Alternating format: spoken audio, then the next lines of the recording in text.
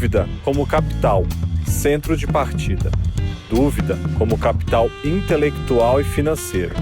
Dúvida como geração de consciência, capaz de abrir mentes, criar negócios e mudar hábitos. É o nosso ponto de partida para conversas que tragam novas visões sobre conhecidos temas e, acima de tudo, eliminem as limitações que as certezas herdadas costumam impor. Seja bem-vindo, aqui você pode e deve duvidar à vontade.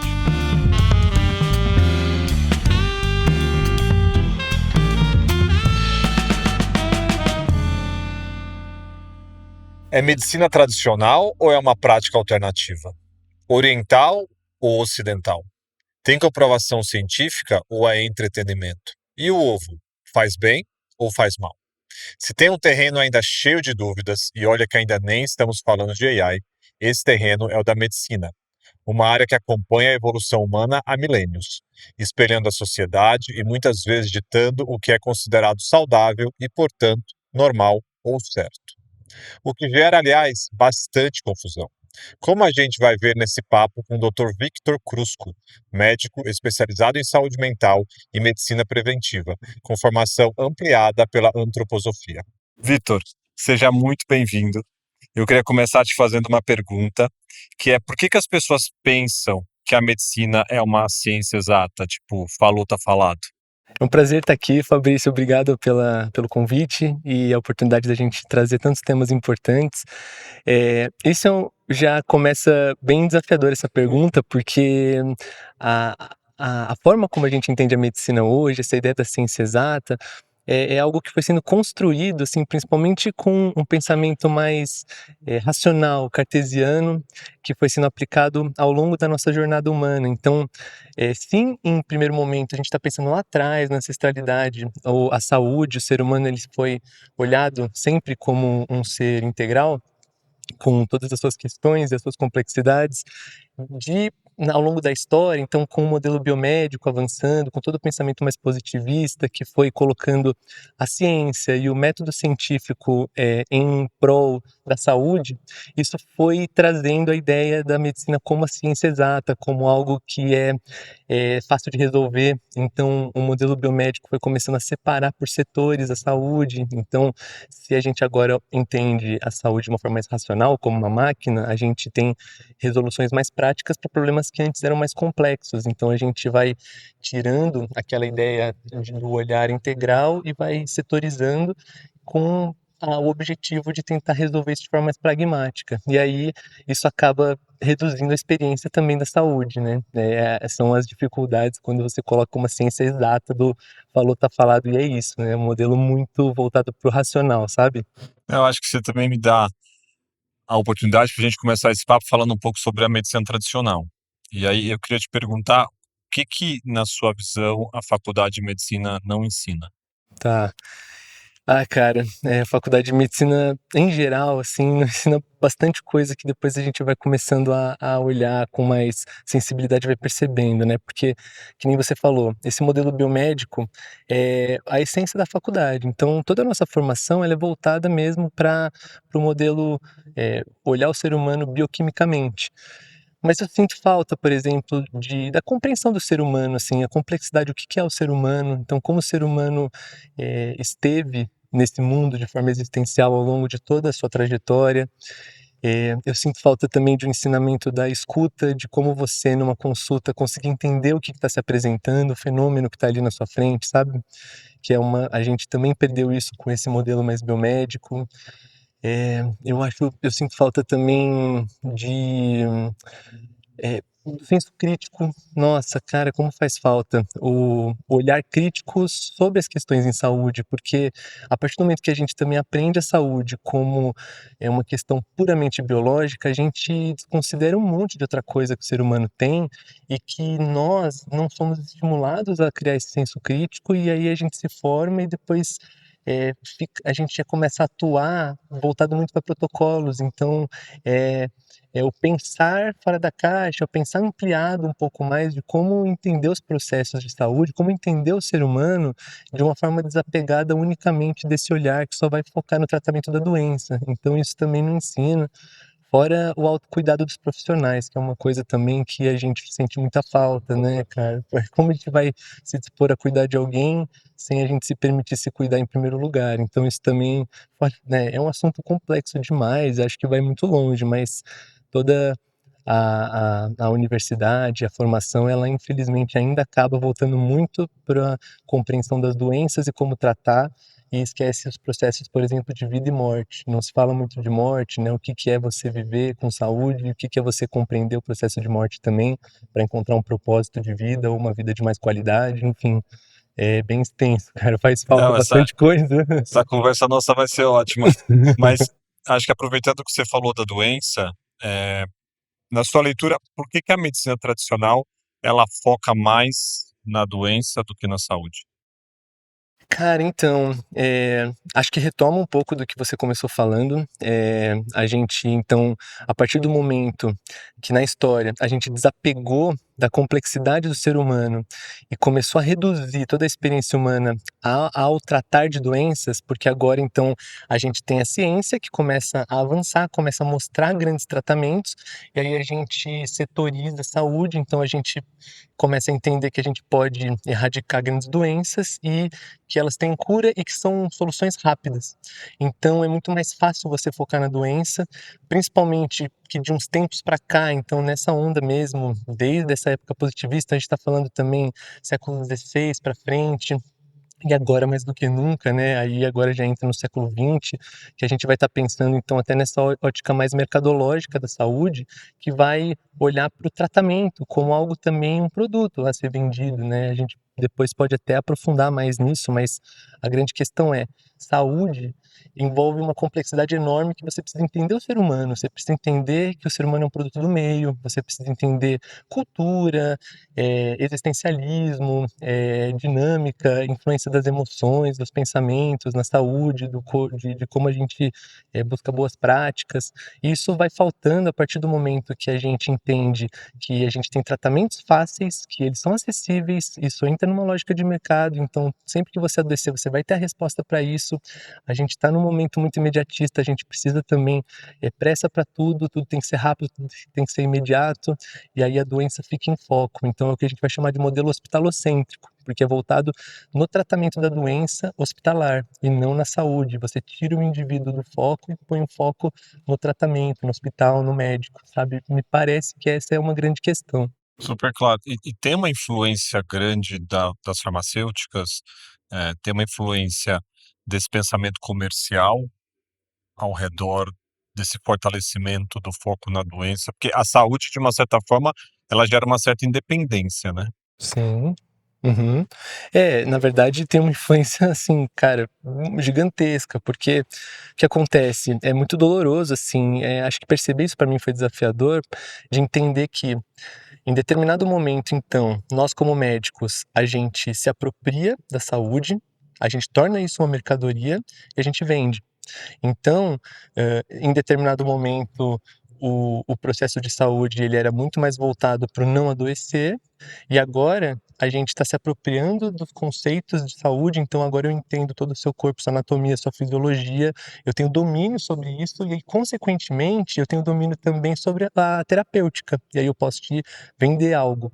Então, ainda mais nessa ótica e compreendendo o momento que a gente está, que a gente precisa de soluções imediatas e isso está ficando cada vez mais frequente, a influência farmacêutica fica muito grande. E é uma grande dificuldade na saúde, porque a nossa cultura é voltada para a medicalização.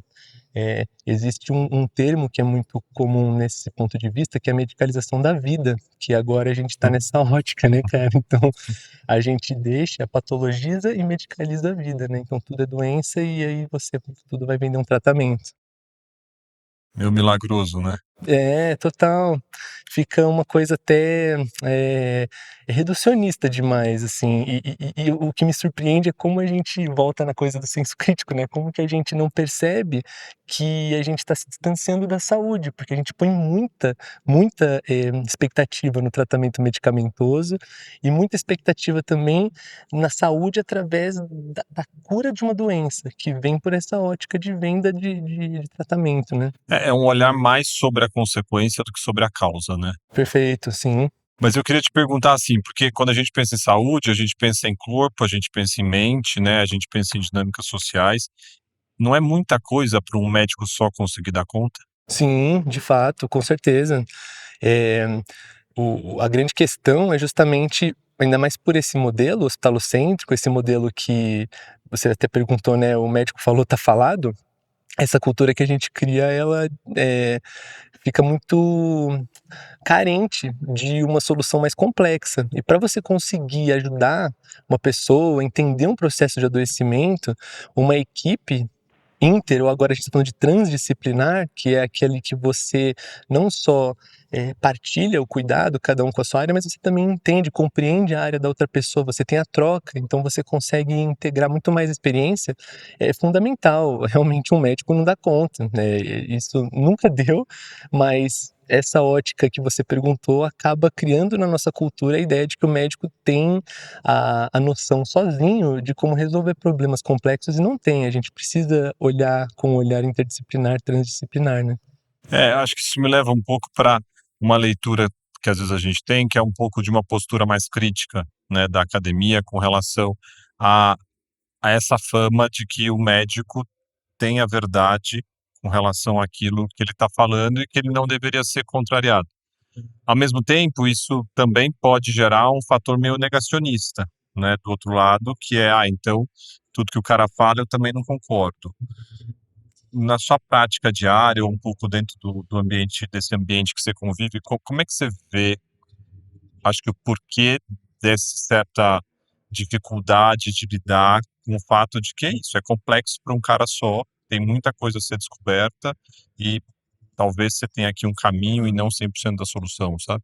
Sim, eu vejo assim, e não gostaria também nessa fala de tirar a importância do médico como um profissional que está atuando, mas deixar horizontal, né? Me parece que o mais importante é a gente, então assim, em determinado momento o médico passa a ser a referência nos tratamentos, na venda da cura, e a partir de agora a gente tem que olhar para a saúde como uma questão mais complexa que envolve mais pessoas. Então, não tira o papel, a importância do médico, mas me parece que o médico ele tem um papel mais de alguém que constantemente está tentando buscar ferramentas para compreender melhor o ser humano e compreender as dinâmicas de saúde, que nem você falou, o ser como um produto do meio. Então, eh pensar, entender cultura, entender crenças, espiritualidade, política, dinâmica social, para perceber de fato como que é o ser humano no meio e como que você consegue entender um processo de saúde e de doença.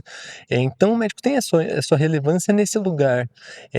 Aquele médico que eu entendo que talvez deva tirar um pouco a supervalorização é o médico que vai unicamente te dizer o direcionamento, como assim, isso é correto, faz isso e acabou. Que é uma cultura que a gente acabou criando a partir do momento que, poxa, saúde é nosso bem mais poderoso, a gente é muito vulnerável. Então, se eu te entrego a minha saúde, você acaba ficando num lugar empoderado. E aí isso cria essa cultura de que o médico vai resolver tudo. Então, não é para tirar o peso, a importância desse profissional, pô, eu sinto que eu tenho uma responsabilidade enorme, mas eu também gostaria realmente de passar essa ideia de que eu preciso deixar horizontal para que os outros profissionais atuem de forma igual à minha nesse processo de compreensão do fenômeno que está ali, né, do adoecimento de um paciente, algo assim. Não, faz muito sentido.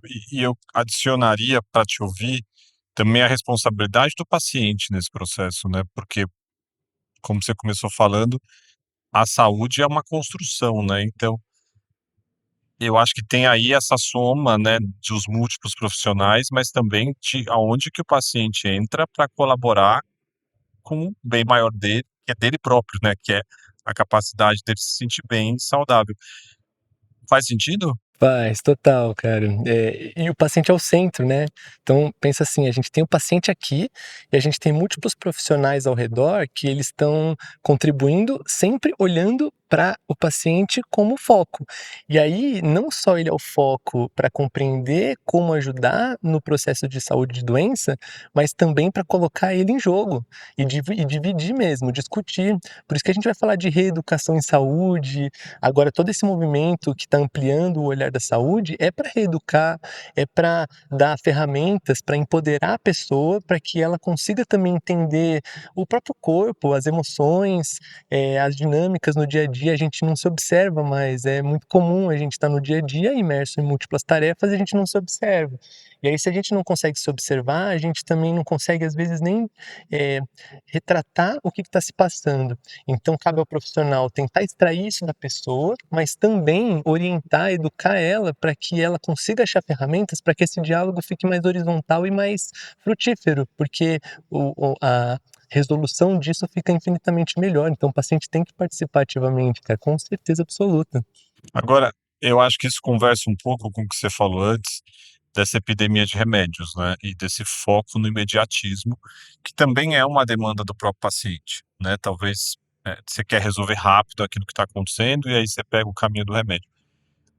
Acho que você já trouxe bastante sobre isso, mas meu ponto seria quais perguntas você acha que as pessoas podem se fazer para ajudá-las a fazer melhores escolhas nesse pensamento de resultado rápido e do volume de remédio que se toma para viver hoje em dia. Quais questionamentos a pessoa pode O que pode buscar? ajudá-la a pensar isso de um jeito mais elaborado? Eu vejo que a base de pensamento é, assim, o porquê que a gente está encontrando respostas tão fáceis para problemas tão difíceis e complexos. Acho que isso é uma base. Eu gosto muito de estudar o excesso de medicalização na saúde mental, principalmente, né, Fabrício? E eu vejo, assim, o porquê que a gente também está deixando de fazer processos de autoconhecimento. Então, por que a gente não busca se conhecer, encontrar algum processo analítico, entender melhor nossas relações, nossas emoções e colocar numa medicação a resolução dos meus problemas? Será que a gente não está problematizando questões normais que são do ser humano? Que volta naquelas questões, sofrimento, que, poxa, é uma coisa tão difícil, ninguém gosta de sofrer. O caminho do sofrimento é muito complicado, mas se você for olhar na história, na essência do ser humano de forma geral, o sofrimento sempre esteve presente. Então, será que a gente não poderia tentar entender melhor por que a gente está numa busca tão apressada em não sofrer, já que hoje também é tão fácil a gente encontrar mecanismos de não sofrimento?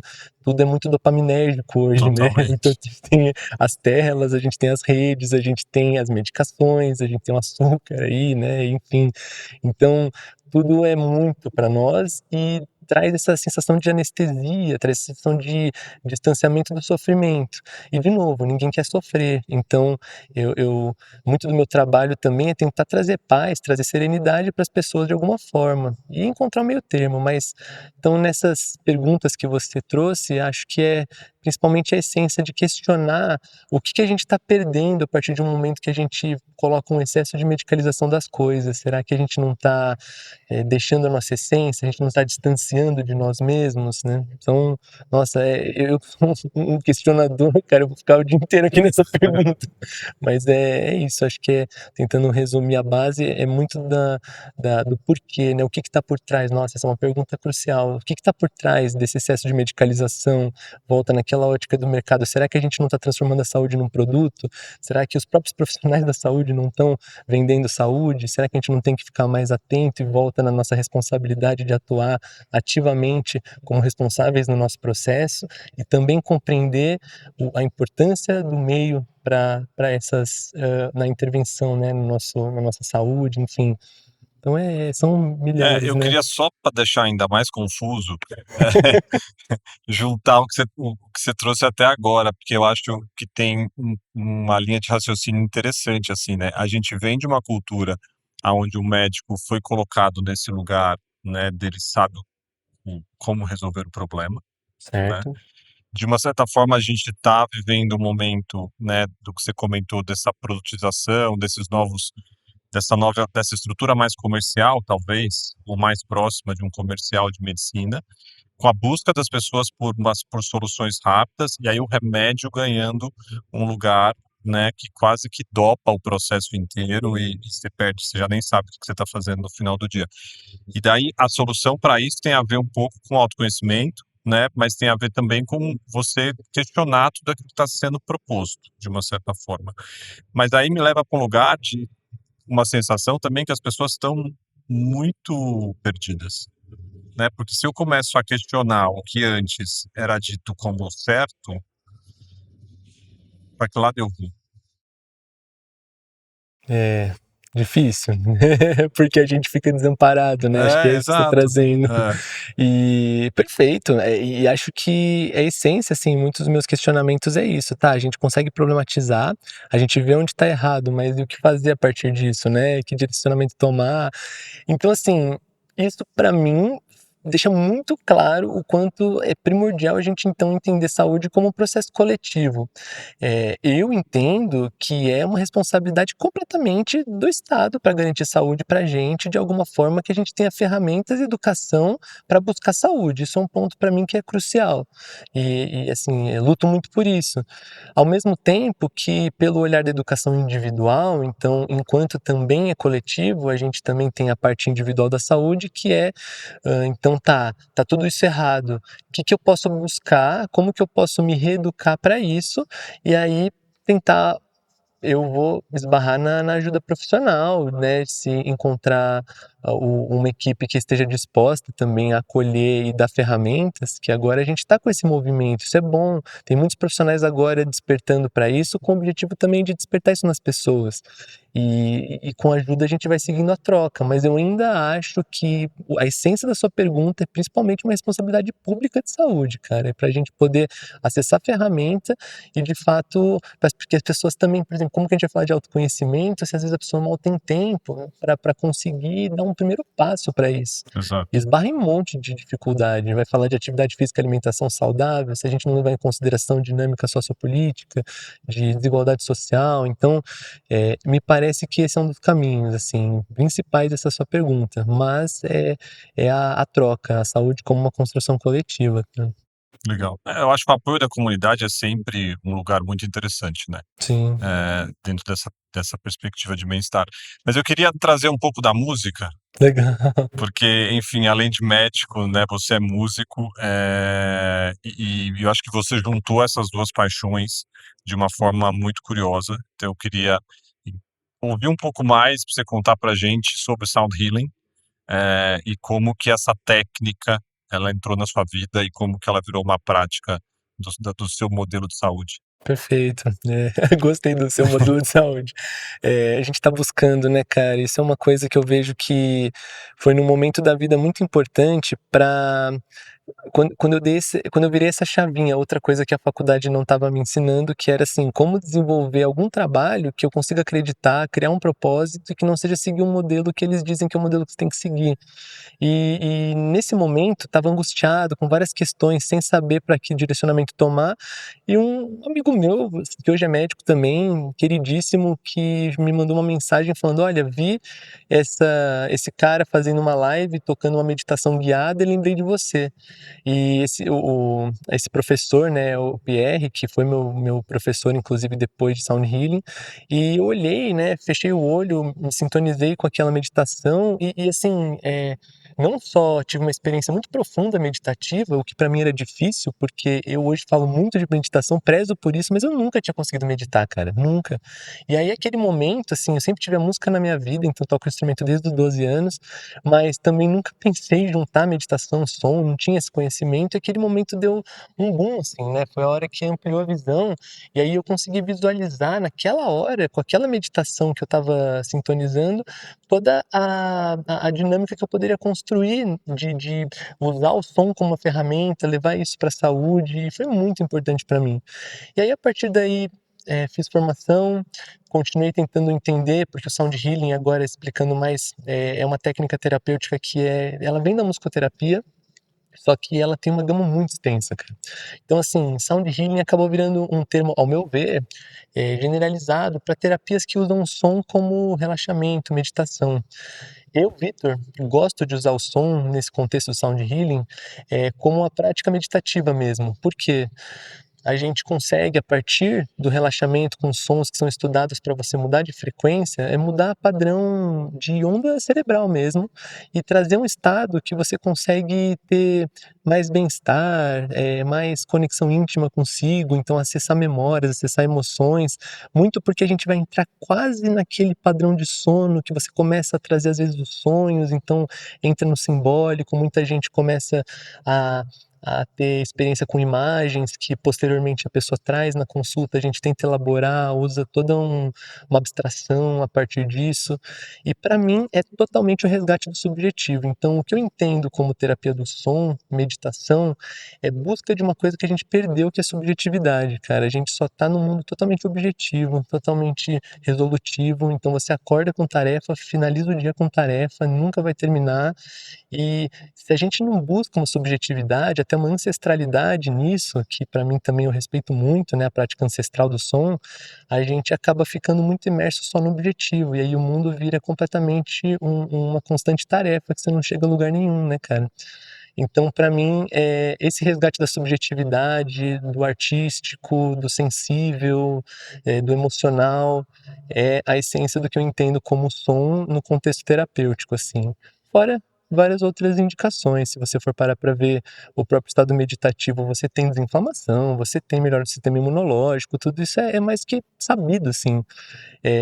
Mas ainda que isso seja bom e ainda que a gente possa usar isso como ferramenta terapêutica, eu ainda gosto do simbólico, sabe? Dessa coisa mesmo de você poder se permitir um momento do dia que você não tá pensando em alguma coisa que você tem que resolver, ou alguma meta que você tem que bater, ou algum tipo de performance que você tem que assumir, você tá ali unicamente para você e para aquela prática, sabe? Dá até vontade de respirar, assim, parece que já te traz uma paz só de te ouvir que isso é possível. Mas, Victor, pensando que o som cura, né, que eu acho que é um pouco do que você está falando, o que a gente escuta interfere na nossa saúde? Ah, total. Nossa. O que escuta, assim, até a gente pode até pensar na simbologia da escuta, né? O que a gente, colocando o som como frequência, né? Vamos colocar assim, e pensando que a gente está sendo invadido por frequências o tempo inteiro, o que a gente escuta, mas nessa simbologia do que a gente acessa, afeta completamente.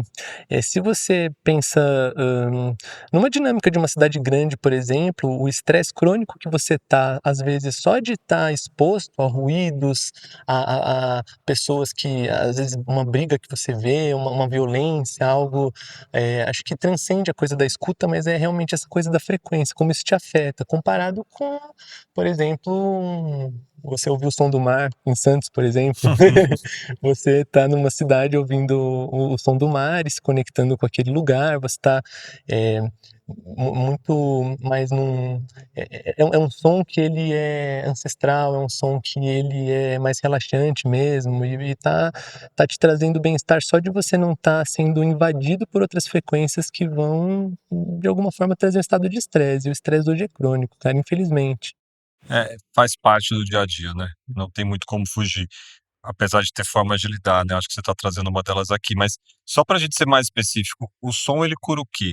Porque eu acho que você falou um pouco dessa subjetividade, desse lugar de subjetivo, né? Então, estamos falando de coisas como amor, como luto, eh, perdas, enfim. Ou você está falando também de desinflamar o intestino? Legal. Eh, Se a gente for pensar a palavra cura, muito legal isso daí, porque a palavra cura, ela é bem delicada. A partir do momento que eu falo que eu vou te curar, eu tô, eu tô assumindo uma super responsabilidade, né, cara? Mas o som, se a gente for olhar em povos originários, práticas ancestrais, o som tinha papel de cura, sempre teve, né? Tem. papel de cura, e cura do espírito, cura emocional, até física mesmo, são coisas que eu respeito, mas eu não domino, não tenho esse domínio, não tenho essa sabedoria. Então, para mim, quando a gente vai falar de cura, é muito mais a respeito de duas grandes questões. Ou a gente vai entrar em um processo adjuvante terapêutico, então você já está passando por algum tratamento, você já está se cuidando de alguma forma, e o som vai entrar como mais uma ferramenta que vai colocar você como responsável pela própria saúde, nesse sentido de você se conectar com você mesmo, de você fazer um mergulho nas próprias emoções, etc.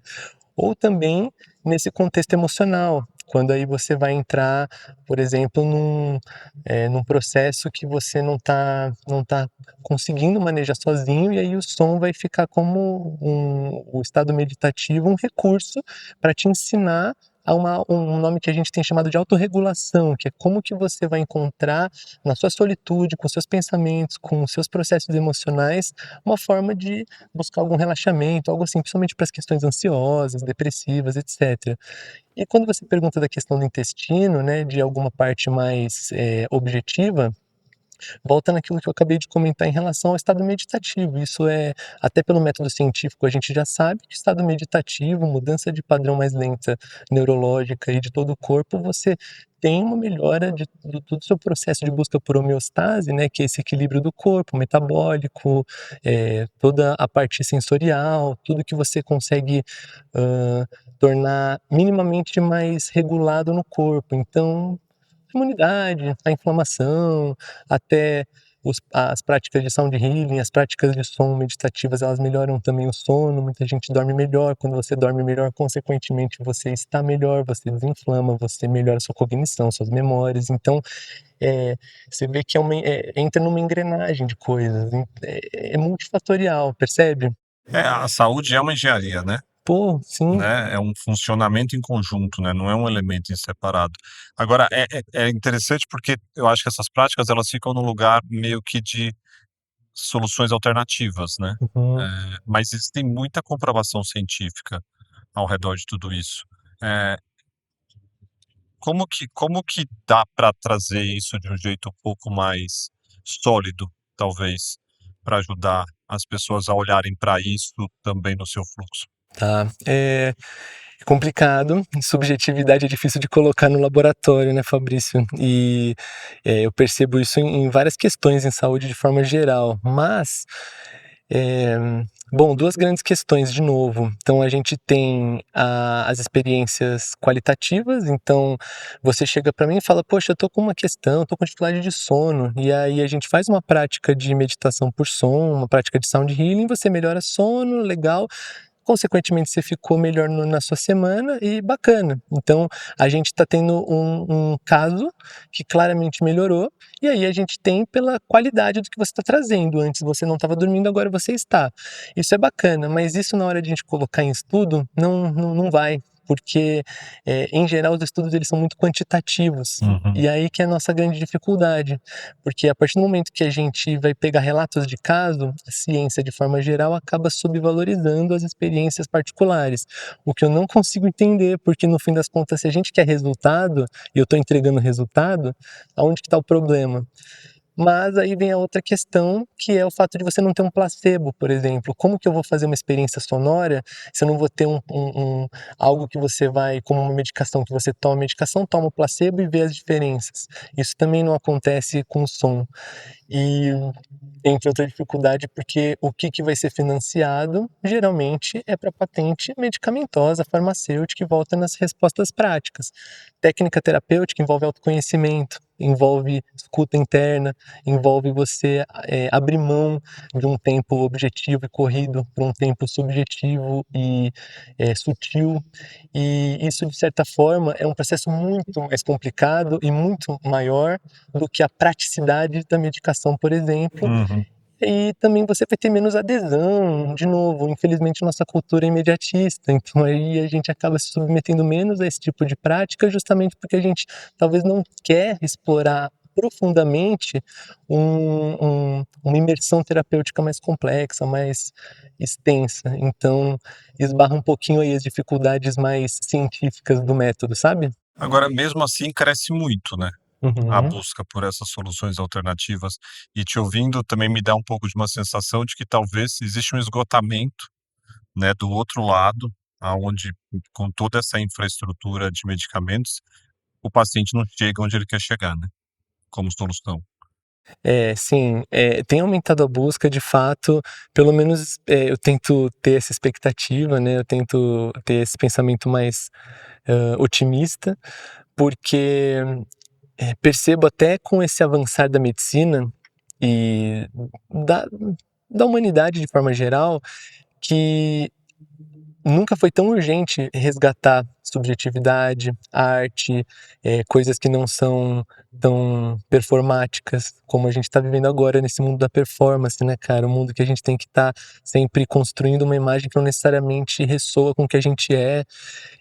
Então, as pessoas, quando elas começam a se sensibilizar mais, elas buscam mais essas práticas, e eu realmente torço muito para que isso seja aí uma mudança de paradigma. Agora eu consigo olhar com esse olhar otimista pela sua fala, mas tem momentos que também, parece que não tá indo, tudo é muito nebuloso, assim, né, nessa área. Mas eu percebo, assim, que se as pessoas compreenderem um pouco mais também do que se trata, eu acho que meu papel também, eu vejo desde que eu embarquei nessa jornada de ampliar a medicina, de expandir o que a gente pode entender como recurso terapêutico, eu entendo essa responsabilidade também de tentar comunicar de uma forma bem clara, para que as pessoas entendam do que se trata. É muito fácil cair no charlatanismo, que também é comum Sim. hoje, a gente volta, tem tanta necessidade de venda e tanta necessidade de coisas que vão ser resolutivas, que é muito fácil eu falar: "Olha, compre isso aqui que vai resolver seu problema". E se eu vendo a terapia do som como uma resolução dos seus problemas, acabou todo o propósito, acabou todo o meu trabalho, assim, porque não é sobre isso. Então, de novo, acho que é o papel de reforçar que é uma prática de resgate à saúde como uma coisa complexa e muito mais abstrata do que parece, né, cara. E talvez com empoderamento, né. Pô, com certeza. Uhum. Agora, música e dança estão ali, né, juntinhas. Sim. Dançar, mesmo que sozinho, faz bem para a saúde? Hum. Cara, eu sou suspeito porque eu gosto muito de dançar, acho, eh, faz parte do processo, né, então assim, o ser humano é sonoro. Até se você for pensar no olhar mais oriental, assim, mais indiano, de toda a formação do universo, cara, o Om, o som universal, então o som, ele é a origem do universo e, ao mesmo tempo, o ser humano como parte do universo é a essência do nosso ser, assim, nós somos sonoros, né. Se você fechar os olhos e ouvir o som de um leão, você vai pensar na imagem do leão, instantaneamente, então é uma associação muito clara. Até pensando, por exemplo, as pessoas que vão perdendo as memórias lá nos processos de demência senil, Alzheimer, resgatam várias coisas com o som, então tem um lugar realmente transcendental.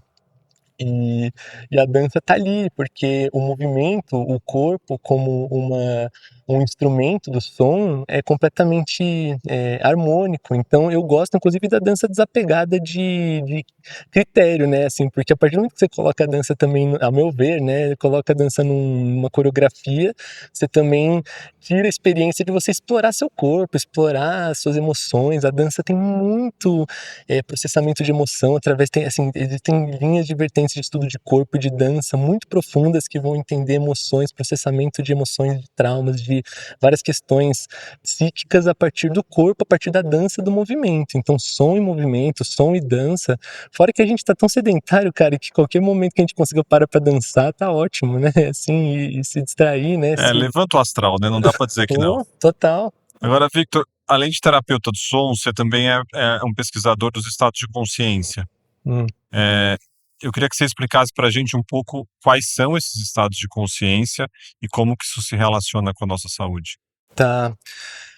Então, assim, os estados, vamos colocar os estados expandidos de consciência, né? Bom, a gente tem os estados ordinários, que é, em geral, o que você vai entender por realidade, como você percebe ela. Então, nós aqui, a gente está nesse estado que seria o ordinário para nós, de consciência aqui agora. E aí, a partir do momento que a gente pensa nos estados expandidos, é como, assim, até pelo ponto de vista mais científico, neurológico, é como se você conseguisse conectar partes do seu cérebro que não se conversam e ter uma experiência diferente dessa percepção de realidade, uma experiência diferente do tempo, do espaço, das pessoas, da sua percepção do mundo. Então, quando você expande a consciência, é uma possibilidade de você olhar por outros pontos de vista. Isso por uma ótica mais biológica. Então, a partir do momento que você expande, você muda as suas percepções, a gente vai mexer com uma questão que é muito complexa, que seria o ego, né? Acho que a gente ficaria o dia inteiro tentando explicar o que seria o ego, mas sendo bem reducionista, a partir do momento que você consegue minimamente ter alguma dissolução desse ego e das máscaras, do que você compreende que é o eu, o que eu, Vitor, sou no mundo, eu consigo acessar de alguma forma outras partes de mim que talvez estão ali e não são acessadas, ou por traumas, ou por processos difíceis, ou por resistências. A gente sabe, a gente vai construindo camadas e cascas ao longo da vida para se defender desse mundo completamente caótico cada vez mais. E a partir do momento que a gente consegue expandir a consciência e olhar por outro ângulo, isso até possibilita que a gente consiga entrar em processos diferentes e consiga se aprofundar mais em nós mesmos. Então eu vejo como ferramentas de autoconsciência muito boas e muito poderosas, que a gente tem que ter uma responsabilidade enorme também para acessar, porque você pode expandir de várias formas. Tem as substâncias, mas você também tem privação sensorial, você que nem aqueles tanques de flutuação, sabe? Uhum. O som é uma ferramenta que eu entendo muito como expansora de consciência, o silêncio, a contemplação, o cantar de mantras, até a dança mesmo. Então, expandir consciência, acessar emoções profundas, mudar esse estado que é o seu ordinário, né? E ter outras percepções da sua realidade. Eu acho que a sua fala também me leva para a gente puxar um pouco sobre psicodélicos, né? Acho que é uma prática que está crescendo bastante. A gente vê muitos médicos usando o psicodélico como exatamente essa forma de acessar esse estado de consciência. E pelo menos eu acho que nos estudos recentes a gente tem visto muito sobre esse uso para tratar a depressão, para tratar adições, enfim. O que a gente já sabe sobre essas substâncias? E tem algum elemento já de eficácia que dá para contar aqui? Fantástico. Substâncias psicodélicas ou também enteógenas, né, que vai trazer a palavra enteógena ao acesso ao místico, ao superior, até o contato com o todo, porque assim, são substâncias que também têm uso ancestral, sempre ligadas muito com práticas de cura, práticas de rituais e contato com seres superiores, outras dimensões, deuses e propósitos de vida ancestrais, né, povos parentes falecidos, enfim, de outros planos. Então, quando a gente resgata isso e coloca na saúde, um dos objetivos, a gente vai ter várias vertentes que a gente pode usar, né? Você trouxe, por exemplo, os estados emocionais, as questões psíquicas de sofrimento mais grave. Nessas condições, são possibilidades de você propor outras formas de entender os próprios processos, que nem eu comentei. Então, você expande, você consegue acessar traumas, acessar emoções, ressignificar aquilo. Os paliativos, por exemplo, a pessoa consegue encontrar propósitos de vida, porque muitas vezes, como eu trouxe a ideia dos enteógenos, você realmente tem contato com o todo, com o divino, então as pessoas elas se espiritualizam muito por essas substâncias e a partir do momento que você consegue entender propósito, você ressignifica o processo de morte, processo de saúde, então existe uma profundidade muito grande. E o que acontece?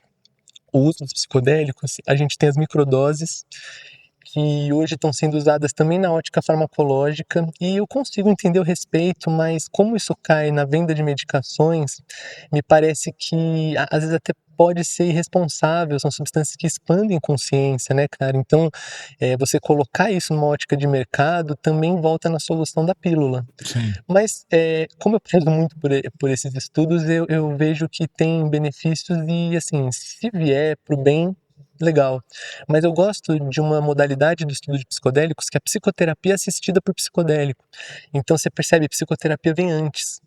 Psicodélico aí seria um catalisador, é uma ferramenta que você vai ajudar a pessoa a expandir, ajudar ela a quebrar esse ego, para que ela consiga fazer uma psicoterapia em conjunto. Então, é uma sessão de acompanhamento. A gente tem um processo que a gente chama de integração. Você passa por uma experiência profunda, aí não é microdose, aí é uma dose mais alta. Você vai ter uma experiência que ela é muito pessoal e única, e a partir daí você vai ter profissionais treinados, especializados, que inclusive dos profissionais profissionais que eu já trabalhei, já conheci, são os que mais têm buscado alternativas. Eu vejo que são muito buscadores, são pessoas que também acabam colocando até muita expectativa nos psicodélicos, porque querem mais, né? Não se contentam. Então, esses profissionais eles vão te auxiliar a integrar a sua experiência, trazer para o simbólico, trazer para a sua realidade, e a partir disso a gente conseguir entender como isso vai dialogar com o processo que você está passando. Cara, em geral, a gente está tendo muitos resultados maravilhosos, porém umas dificuldades em relação à pesquisa, em relação à aplicação, justamente por várias questões envolvendo preconceito, envolvendo guerra às drogas, etc, né? Eu queria puxar exatamente isso, assim, porque eu acho que é um tema novo, né? E como que tem acontecido esse preconceito? Eu acho que tanto por parte da própria medicina, né? Da própria academia, e também acho que tem os pacientes também ainda olham, alguns, né? Ainda olham para isso com certo preconceito. Sim, infelizmente, a nossa cultura foi colocada tão forte, né, na guerra às drogas, isso assim, então, na época da contracultura, que foi muito associado a populações que eram perseguidas, muito associado à questão racial. Eu vejo não só os psicodélicos, mas cannabis também, que eu gosto muito de estudar, e isso acaba entrando nessa dinâmica preconceituosa, segregacionista, e fora que também são substâncias que têm um potencial abusivo grande, a expansão de realidade ela pode ficar muito potencialmente danosa se você não tiver recurso também para ter um acompanhamento, e aí vão ter aquelas histórias das pessoas que, tomou a substância X e não voltou mais, não sei se você já ouviu isso, é bem comum, foi tomar tal coisa e não voltou mais. E sim, né, eu trouxe até com esse tom jocoso, mas na verdade é algo que se a gente tem uma regulamentação, se a gente consegue treinar as pessoas, os profissionais para conseguirem abordar isso melhor, a chance de acontecer é menor, a gente tem mais benefícios, então a gente potencializa benefício, a gente reduz dano, então esbarra em todas essas questões, assim, fora as dificuldades de estudo também, né, aí elas são muitas, então a gente tá atravessando aí questões desafiadoras, principalmente com o preconceito e a dificuldade de mudar esses paradigmas, cara.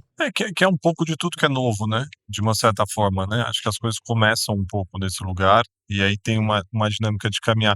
Mas acho que pensando, por que você acha que as pessoas estão tão doentes? Ou pelo menos a gente tem essa sensação, né? De que as pessoas estão muito doentes e muito deprimidas, assim. Como é que você vê isso como médico? Cara, eu percebo que o grande momento que a gente vive, como eu comentei, dessa onda do excesso das redes, do excesso da conectividade, dos alimentos cada vez mais precários, a necessidade a gente hoje come para encher a barriga, porque a gente não tem acesso a comida de qualidade e uma dificuldade assim, grandiosíssima de distribuição de alimento. A gente está vivendo uma onda de sedentarismo enorme, então também os movimentos corporais estão ficando para trás. O ser humano ele é do movimento, a gente acabou de falar da dança, né? Isso também está ficando para trás. Fora essa dinâmica da correria, da vida hoje de uma forma completamente voltada para o exterior e não para o interior, para performance, para pressa, para objetividade e a comparação, né? Se você for ver em redes, cara, olha o adoecimento coletivo que a gente tem em rede social, a gente se compara muito com as pessoas e o tempo inteiro esbarrando. A gente está tendo uma onda enorme de psicossomáticos também acontecendo agora. Não sei se você percebeu isso, mas o que acontece? Os médicos ou os profissionais de saúde acabam entrando como um adjuvante nesse processo de adoecimento. Por quê? Agora, o médico ele precisa do seu ganha-pão, ele precisa fazer o seu mercado. E a estratégia de marketing hoje médica que é divulgada, difundida, é de que se a pessoa não consegue chegar até você por conta dela, você vai criar na cabeça dela urgência. Então, você vai dizer para ela por que ela precisa te procurar. E olha o quanto isso é danoso, cara, porque a partir do momento que eu uso as redes para te convencer que você está doente, e isso tem acontecido muito entre muitos médicos, muitos profissionais de saúde, eu vou te adoecer de alguma forma. E aí você vai começar. Hoje a gente também já tem mais do que entendido, até pelo método científico, a relação entre corpo, mente, emoções. Então, se eu produzo em você doença doença e você adoece de alguma forma, porque eu tô te falando que você tá doente, que você precisa me procurar e para eu te vender a solução, isso daí corrobora para esse adoecimento em massa que já está acontecendo, já está vindo nessa dinâmica e não para. Então, por mais que tenha falado agora da minha, do meu otimismo, da busca de práticas de saúde mais conectadas e mais subjetivas, eu também vejo nesse boom mercadológico um adoecimento que parece que não para nunca, cara. Então é realmente um paradoxo infinito, assim, mas me parece que essa é a grande questão do século, assim, esse adoecimento, principalmente esse boom psicossomático e as questões emocionais em alta aí. Eu acho que é surpreendente essa forma de ver e realmente, te ouvindo, você consegue correlacionar de uma forma muito clara. Eu acho que é um processo em espiral, né, de uma certa forma, e aí me leva também para esse lugar de, você acha que a gente olhou para esse trauma do Covid, do jeito que a gente deveria ter olhado? É, Cara, curiosamente, olha que legal, eu fui fazer uma aula sobre autoconhecimento uma vez e fui pesquisar no Covid se teve aumento. E sim, eu usei uma ferramenta do Google, assim, para procurar a palavra-chave autoconhecimento e teve um aumento das pesquisas. Então, assim, aquilo que revelou para mim, as pessoas de alguma forma pararam para tentar entender um pouco mais esses processos, o que é viver nesse mundo, encontraram vulnerabilidades, foi desafiador demais, assim, né, um momento, eu tento evitar romantizar esse processo, porque apesar de ter sido uma alternativa para a gente tentar olhar para dentro, a gente passou por tragédias enormes, né, mas naquele momento eu percebo sim que teve uma conscientização coletiva, que entrou muito na dinâmica da compreensão social da saúde e como a gente pode construir saúde se a gente conseguir se educar e partilhar. Mas eu acho que durou pouco, cara. É a minha tendência a entender que durou pouco, porque é muito fácil a gente voltar para essa dinâmica adoecedora. Parece que os resquícios, eles, assim, é muito. O que sobrou da parte boa me parece muito pouco. Na verdade, olha, a gente agora começou com home office, né? Depois Sim. E aí a gente agora o trabalho como também uma fonte adoecedora crônica, agora está dentro do ambiente familiar, do ambiente de casa, né? Do lar. Então, não sei se realmente foi da forma como a gente poderia. A gente falou muito de saúde preventiva, mas a gente focou muito no processo mais sanitarista, né, mais, da vacina, que foi a grande questão, assim, que salvou a pandemia, mas, a gente esqueceu de entender que saúde preventiva não é só vacinar, né, é entender mesmo como a gente se protege, como a gente constrói saúde nesse processo dinâmico e compartilhado, e isso não sei se a gente pegou não. É, é, é, o Bruce Lipton, né, na epigenética, ele fala de que é uma leitura, a gente pode pensar que é uma leitura positiva, mas pelo menos para mim conecta bastante, que ele fala que a gente está vivendo um momento, e o Covid acelerou isso, numa perspectiva melhor, por um olhar de que, se a gente estivesse vivendo como a gente está vivendo e achando que estava tudo bem, isso seria ruim. Então, pelo menos a gente está entendendo que não está tudo bem. E aí, isso pode nos levar para um lugar melhor, né? Essa sensação de que as coisas não estão num bom lugar, elas podem nos ajudar a achar um lugar melhor do que esse, assim. Então, acho que é uma linha de pensamento interessante Sim. para conversar com o que você trouxe. Agora, Victor, a gente faz uma brincadeira, que a gente está caminhando aqui mais ou menos para o final do nosso papo, que é um pouco para dar uma relaxada. Então, eu vou te falar duas palavras e daí você escolhe uma. Não precisa explicar, e depois eu vou querer saber se alguma delas foram mais difíceis, né? Acho que a gente aqui também está falando sobre muitos elementos que estão numa ponta e que estão na outra. Então a ideia não é contradizer, mas é um pouco mais para sentir o que ressoa mais com você. Terapia ou arte? Arte. Ciência ou ancestralidade? Os dois é difícil. Ah, eu vou ficar com os dois, esse eu não consigo Tá bom. separar. Música ou silêncio? Música, apesar de gostar muito do silêncio. Música. O silêncio também é uma música, né? Perfeito. Cannabis ou cogumelo? Cannabis. Hipócrates ou Rudolf Steiner? Hum, Vou ficar com o Rudolf Steiner porque eu não tenho tanto conhecimento aprofundado no Hipócrates, assim, apesar do Rudolf Steiner também não, eu admiro muito, mas enfim, não, longe de mim ter um conhecimento aprofundado nele. Legal. Qual foi mais difícil? Quer explicar por que você ficou com a dupla? Cara, a ciência e ancestralidade, porque, putz, muito do que a gente tá falando aqui é justamente integrar os dois, né? Escolher um, aí realmente fica muito difícil. Nossa, entendo que a resgate da ancestralidade para potencializar os ganhos da ciência é o caminho, assim. Então não conseguiria escolher uma, né? Muito bom. E acho que conversa bastante com essa linha, né? Que é a linha que te conduz na prática. Agora, a gente está caminhando para o final e eu queria voltar um pouco no começo, porque eu acho que a gente começou esse papo falando um pouco sobre esse lugar da medicina, que de uma certa forma dita o que é normal e o que não é, né? E eu acho que tem uma certa confusão aí em alguns momentos que acaba construindo preconceitos, né? Gordofobia, homofobia, que já foram considerados como doença dentro desse processo. Como você vê tudo isso? Cara, essa pergunta me sensibiliza muito, porque é, entender o que é normal e o que não é um grande desafio. Eu tenho muitas críticas que são infinitas. Essa é uma pergunta que dá para estender muito, mas assim, primeiro que o que eu vejo que é normal é muito de acordo com o nosso contexto. Acho que um exemplo muito claro, uma vez, eu vi isso num livro que chama Ninguém é Normal.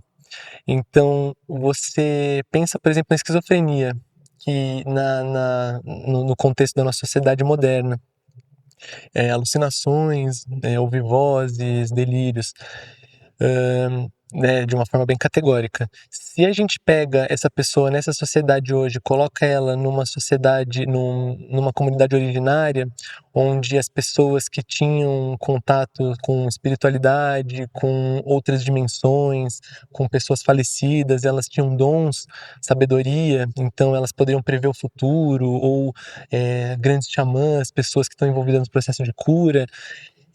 Ali ela é uma pessoa dotada de questões que contribuem muito para a humanidade, para aquela comunidade ali.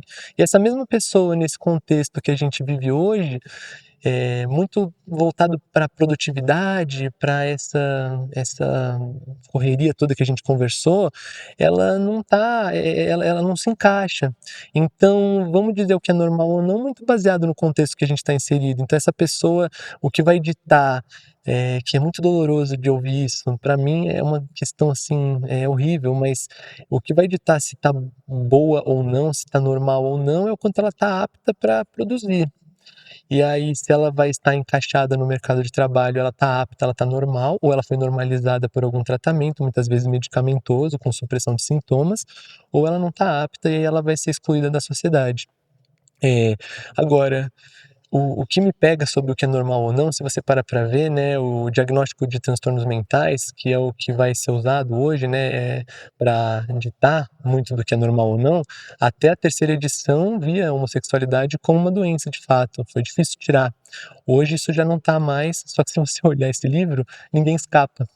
E por que que a gente então tem que olhar com isso com critério? Porque olha essa lógica. Eu, como profissional de saúde, como médico, tem o direito de dizer se você é normal ou não, baseado num critério que não é meu, ou seja, eu não sou treinado para olhar o fenômeno como ele é, para olhar para você, entender a complexidade que está na minha frente. Então, baseado num critério que não fui eu que escrevi, de pessoas que eu não conheço, para um modelo estadunidense, americano, e com isso, então eu já não tenho senso crítico, eu já não consigo te ver como um fenômeno, eu ainda me baseio nos critérios que eu nem sei quem que fez e baseado em quê. Na verdade, se eu tivesse senso crítico, eu até entendo baseado em quê, e aí é um assunto que dá para ir longe, mas como que eu posso dizer, então, de fato, se a pessoa ela é normal ou ela é anormal? Você percebe que chega a ser uma coisa completamente, assim, eu nem sei como definir, assim, é bizarro mesmo. Então, ainda que a gente entenda que é um produto da cultura, um produto do meio, eu vejo que falar o que é normal e o que não é normal não é a via que me parece mais adequada para a gente falar de saúde, principalmente saúde mental. isso é uma coisa que eu luto muito, eu prezo muito por esse diálogo, porque a gente está adoecendo na tentativa de se encaixar no que é normal. Tem uma frase que já ficou até manjada do Jiddu Krishnamurti, no indiano, que fala que não é sinal de saúde você estar bem adequado na sociedade que é doente, né? Por mais que tenha... Muitas frases, elas acabam virando piada, porque ficou muito no senso comum, mas eu adoro, porque ela é bem simplista e acho que diz tudo. Então, normal ou anormal, esbarra em todas as questões, acho que tentando reduzir a fala para não ficar muito complexo isso aqui, Não, né? mas eu acho que é uma colocação super pertinente e muito do que a gente tenta fazer aqui no Capital é um pouco isso, sabe? É sobre questionar certezas, né? Então, acho que ter essa pergunta, que eu acho que você trouxe bastante sobre isso, né? Quando a gente está falando de empoderamento, a gente se perguntar mais, é, é um guia, né? Pelo menos é um caminho para que você possa, de repente, encontrar o seu lugar dentro dessa conversa de uma forma onde você tenha mais responsabilidade, mais autocontrole, né? Mais autopercepção. E eu ia te levar para esse lugar, assim, como que você entende que o paciente pode ser mais empoderado sobre a saúde de corpo e de mente dele?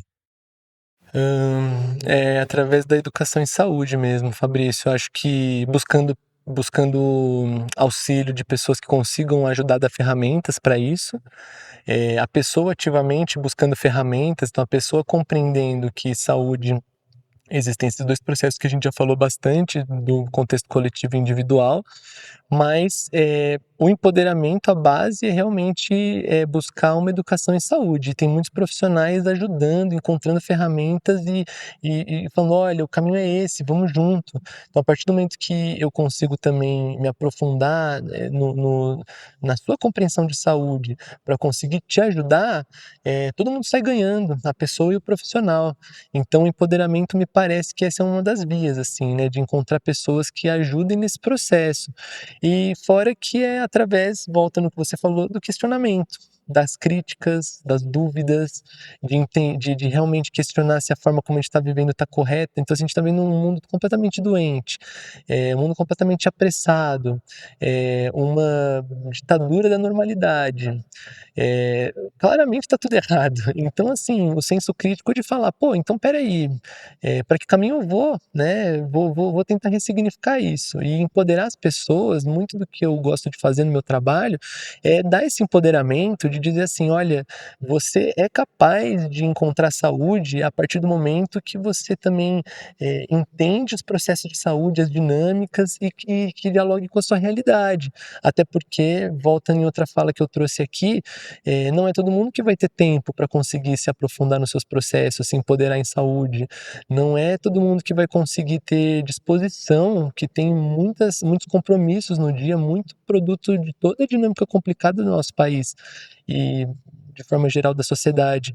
Então, olha a influência a importância da saúde ser vista com um olhar mais atencioso e mais crítico pelo Estado, pela estrutura que organiza e dá acesso a essas pessoas. A gente tem que balancear tudo, senão a gente não consegue.